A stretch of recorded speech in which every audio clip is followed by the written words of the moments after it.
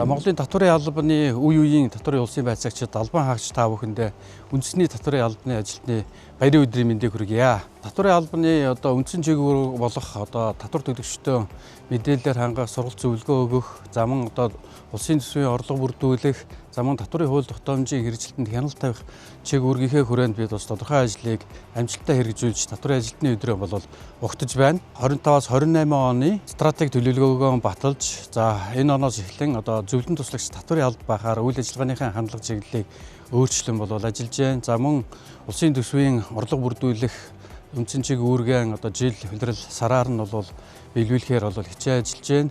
За мөн оны эхнээс эхэлж татварын багц хуулийн шинжилгээний хэлэлцүүлгийг орон даяар зохион байгуулж улсын хурлаар хэлэлцүүлэхэд бэлэн болгоод байна. 2019 онд Монгол Улсын засгийн газраас татварын ажилтны өдрийг тэмдэглэх юм шийдвэрийг гаргасан байдаг. Тэгээд энэ онд бид татварын ажилтны өдрөө нийгмийн сайн сайхны төлөө сайн үйлсийн аяныг зохион байгуулахаар ажиллаж байна. За манай татварын улсын байцаалтын санаачлалгаар хүүхэд залуучуудаа ном сурах хүчиг, хичээлийн эргэллийг хандивлах, эмнэлэг, эрүүл мэндийн байгууллагад цусаа хандивлах, за мөн байгаль орчноо хамгаалах, цэвэрлэх аяныг, утааны эсрэг аян, за мөн татварын ажилтныхаа нийгмийн асуудлыг шийдвэрлэх буюу гэр дулаалах, орон сууцны нөхцөлийг сайжруулах чиглэлүүдээр бас ажиллаж байна. Энэхүү санаачлагыг дэмжин зүрх сэтгэл санхүүжилтээр оролцож байгаа нийт татварын албаныхандаа талархснаа илэрхийлье. Та бүхэндээ сайн сайхан хүнийг хүсье өрөөё.